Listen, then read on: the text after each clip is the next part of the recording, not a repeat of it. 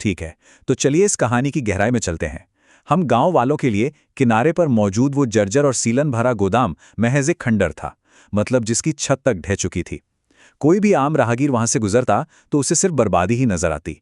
लेकिन जरा सोचिए, जब कोई उसी मलबे के ढेर में भविष्य देखने लगे तो क्या होता है? तब जन्म लेती है एक ऐसी कहानी जो पूरी तरह से त्याग, संघर्ष और एक ऐसे सपने के इर्द गिर्द घूमती है जिसकी अपनी नींव ही, सच कहूं तो, बहुत कमजोर जमीन पर रखी गई थी। ये कहानी है भाविन और अमारा की और उनके उस अनूठे सपने की। अब जाहिर है गांव में फुसफुसाहट तो शुरू होनी ही थी। हम पड़ोसी जब भी उस ढहवे गोदाम के पास से गुजरते ना, तो हमारी आंखों में एक अजीब सा भाव होता था, थोड़ी सी दया और थोड़ा सा आचरज। हम देखते थे कि कैसे भाविन अपने सारे वीकेंड्स उसी खंडहर में बिता रहा है। उसके हाथ चूने से सने रहते थे, हथेलियों में फफोले पड़ गए थे, फिर भी वो बिना रुके बस काम किए जा रहा था। उस सीलन भरी बदरंग जगह को रहने लायक बनाने का उसका जुनून किसी से छिपा नहीं था। हम गांव वालों के लिए तो वो महज एक बर्बाद इमारत थी, लेकिन भाविन के लिए, उसके लिए वो एक पवित्र जगह थी, एक ऐसा आश्रय स्थल जहां से वो समाज को कुछ लौटाना चाहता था। ये सिर्फ ईंट और गारे की बात नहीं थी, ये उसके उस गहरे विश्वास की बात थी जो उसे हर शारीरिक तकलीफ सहने की ताकत दे रहा था। अब इस पूरी बात में जो सबसे दिलचस्प चीज है वो ये है कि एक सपने को हकीकत में बदलने की असली कीमत आखिर होती क्या है। ये सिर्फ भाविन का पसीना नहीं था, अमारा ने भी खुद को इस लक्ष्य के लिए पूरी तरह से झोंक दिया था। स्कूल के लिए जरूरी सामान जुटाने की खातिर उसने शाम को ट्यूशन पढ़ाना शुरू कर दिया। दोनों ने अपनी जिंदगी के सारे शौक लगभग खत्म कर दिए, नए कपड़े लेना बंद कर दिया और यहां तक कि खाने का खर्च बचाने के लिए मांस खाना छोड़कर सिर्फ दाल चावल पर गुजारा करने लगे। मतलब रोजमर्रा की जिंदगी से एक एक रुपया निचोड़ लिया गया ताकि बच्चों के लिए बेसिक डेस्क, ब्लैक बोर्ड और पुरानी किताबों से एक छोटी सी लाइब्रेरी बनाई जा सके। उनका यह शारीरिक और आर्थिक त्याग उनकी अटूट प्रतिबद्धता को दिखाता है। उन्होंने अपने इस स्कूल का नाम रखा अनंत फसल।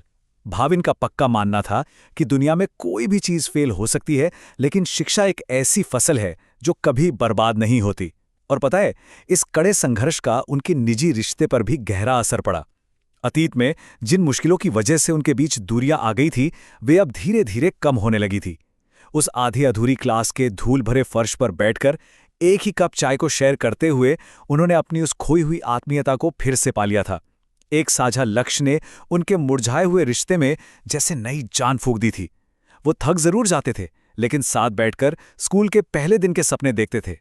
लेकिन कहानी इतनी भी सीधी नहीं है। एक तरफ अमारा की अटूट वफादारी थी, वो बच्चों के भविष्य को लेकर बहुत ही ज्यादा आशावादी थी और हर दिन कड़ी मेहनत कर रही थी। लेकिन दूसरी तरफ जिस नींव पर वो ये अनंत फसल उगा रहे थे ना, वो अंदर ही अंदर खोखली हो रही थी। भाविन ने अमारा से छिपाकर परमिट और सामान के लिए लोकल साहूकारों से बहुत ही भारी ब्याज दर पर कर्ज ले लिए थे। उसे डर था कि अगर अमारा को सच पता चला तो वो ये सब रोक देगी। इस छुपाए हुए कर्ज के भारी तनाव ने भाविन को तोड़ना शुरू कर दिया। जो शराब कभी कभार पी जाती थी, वो अब रोज की जरूरत बन गई। वो स्कूल की ही छतों में कड़ियों के बीच शराब की बोतलें छिपाने लगा। उसके मिजाज में आने वाले अचानक बदलाव इस बात का साफ संकेत थे कि वो भीतर ही भीतर टूट रहा है। और अमारा से यह सच्चाई ज्यादा दिन तक छिपने वाली नहीं थी। एक दोपहर की बात है, जब वो स्कूल पहुंची तो उसने एक दिल तोड़ देने वाला नजारा देखा। भाविन लकड़ी के ढेर के बीच बैठा था, बिल्कुल खाली नजरों से दीवार को घूर रहा था और उसके पास देसी शराब की एक आधी खाली बोतल पड़ी थी। अमारा ने बहुत ही दर्द भरी आवाज में कहा, यहां नहीं, कम से कम उस जगह नहीं जहां बच्चे होंगे। ये एक बेहद भावुक और विनाशकारी पल था। भाविन अपनी ही कमजोरियों से बुरी तरह डरा हुआ था। उसने बस इतना कहा कि बच्चों को कोई फर्क नहीं पड़ेगा, क्योंकि वे असली दुनिया की कड़वाहट पहले से जानते हैं। ये वो पल था जहां भाविन का आदर्शवाद उसकी कड़वी हकीकत के आगे पूरी तरह से घुटने टेक रहा था। तो यहां समझने वाली सबसे अहम बात यह है कि भाविन के अंदर असल में चल क्या रहा था। जब अमारा ने उसे याद दिलाया कि वो कुछ बहुत ही महान बना रहा है, तो भाविन जोर से एक खोखली सी हंसी हंसा।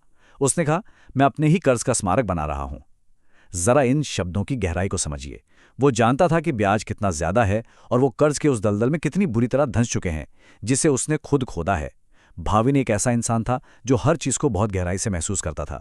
दुनिया की कठोरता से बचने के लिए उसके पास कोई ढाल नहीं थी। और बदकिस्मती देखिए, शराब ही वो इकलौता कवच था जिसे वो इस्तेमाल करना जानता था।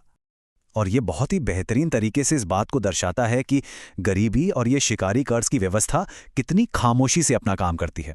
देखिए, पहले कदम पर एक नेक काम के लिए बहुत ही भारी ब्याज वाले खतरनाक लोन लिए जाते हैं। फिर शर्म और डर की वजह से उस बढ़ते कर्ज को अपनों से ही छिपाया जाता है। तीसरे कदम पर इस भारी मेंटल स्ट्रेस से निपटने के लिए इंसान नशे का सहारा लेता है।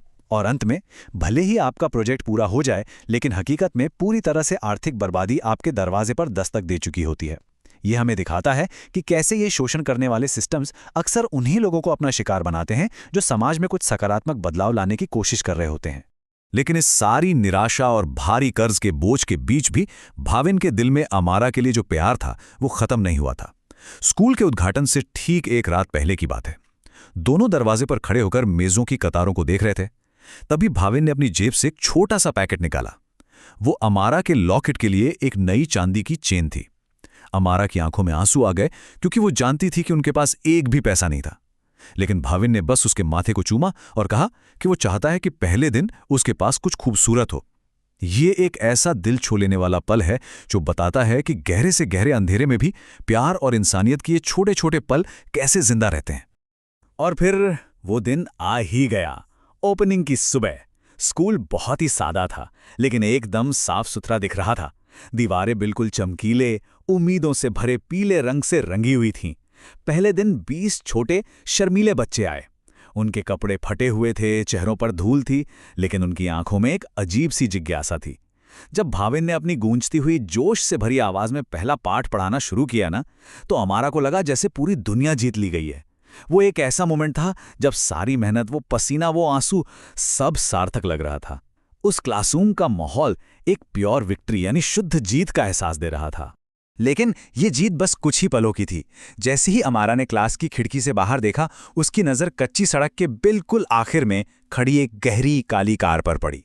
उस कार के बोनट से टिका हुआ एक आदमी खड़ा था, जो स्कूल को बस घूरे जा रहा था, बिल्कुल एक भूखे शिकारी की तरह।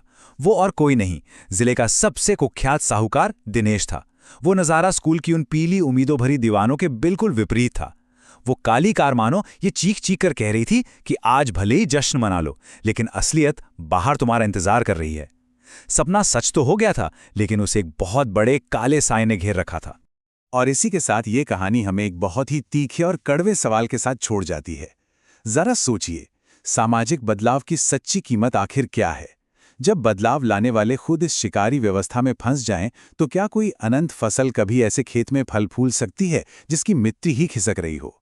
भाविन और अमारा की ये कहानी हमें सोचने पर मजबूर कर देती है कि जब तक ये शोषणकारी सिस्टम्स कायम है, तब तक कोई भी नेक सपना पूरी तरह से सुरक्षित नहीं है। ये सिर्फ एक स्कूल मनाने की कहानी नहीं थी। ये इंसान के जज्बे, उसकी कमजोरियों और उस कठोर दुनिया की कहानी है जिसमें हम रहते हैं।